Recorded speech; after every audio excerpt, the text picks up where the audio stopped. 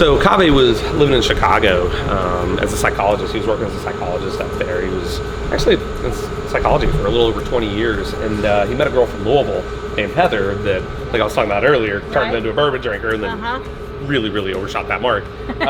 He fell in love with bourbon, and they moved down to Louisville after they got married, and he became so obsessed with it. After a few years, he just said, honey, let's do it. I just want to open a distillery. I can feel the call. And she looked at him, she said, you know, Kaveh, this obsession of yours is going to lead the family down the rabbit hole. And he loved that name. But not only that, he said, there's no going back.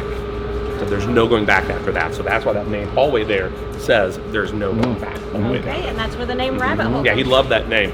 He loved it, which I think at first Heather was, you know, okay, well, that's not what I meant, but they roll with it. Turned out pretty well. That's a solid name. It's a good name. We haven't talked about experimentals at all. What experimentals can you talk about? So we're doing a lot of different finishes. You know, there's all sorts of barrels rolling around here right now. There's rum barrels, port wine barrels, and different sherry casks. We've got those Mizunara Japanese oak. Not only did that Founders collection that we tasted today come out of that, but Kaveh's even taken some high gold distillate, so unaged high gold, and put it directly in those Mizunara casks. He says he wants it to sit there for like 10, 15 years. So, I mean, there's really a lot of finishing that we're looking at. But there's also, you know, something like 5 more bourbon mash bills in the works right now, a couple different ryes, some single malts, some really interesting single malts. I've been doing some tasting through on our sensory panel of that lately. Very interesting stuff. Our next Founders collection comes out in September, and that is going to be a 5 grain. It's going to be called Race King. 5 grain. Yeah, and it's a double chocolate malt. So there's corn, 2 types of rye, so malted rye and unmalted rye in that, and then there's also 2 types of chocolate malted grain. So just like honey malting, a little bit more malt roasting on them. We have a little darker color, a little darker nose. That makes my tongue salivate. Oh, it's incredible. I'll tell you, we dumped the barrels last week, and the whole distillery smelled like a coffee shop. Really? It's very dark. Yeah, it's really amazing.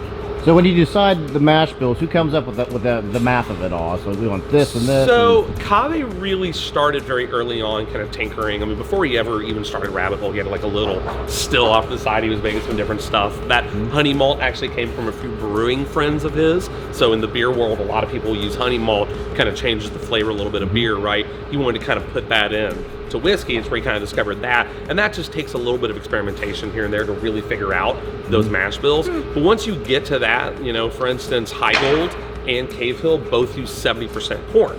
So that's really easy for production. You know, you could change it a little bit, and maybe 68% corn was what he was working on before with High Gold, and it was 71% for Cave Hill. I'm making those numbers up, that's not true, but you know, it could have been.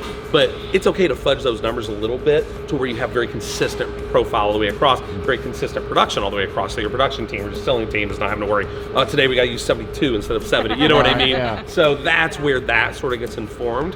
But like I was talking about earlier, we're very collaborative here. If I had a great idea for a mash bill and I walk up to Kaveh, you know, I mean, me and Kaveh know each other for a while now.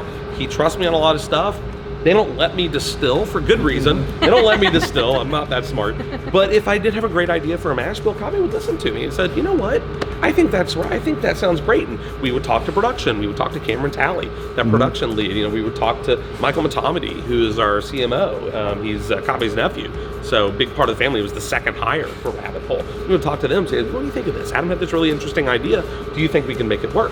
And if it's yes all the way across that board, let's put it in production. Let's see what happens. You make a couple runs of that. You put it into your sensory lab. You start tasting it.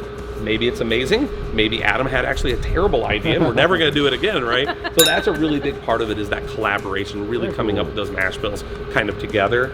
At the end of the day, Kaveh is the mad scientist. He's coming up with the majority of these. And once again, he surrounds himself with very, you know, experienced people, very smart people that he can look at and say, hey, is this doable? And they can say yes or no, right? Okay. We're really in the mind of American single malts are going to be huge in the future. If you look at the industry, the whiskey industry, it is generally about 5 to 6 years ahead of the consumer.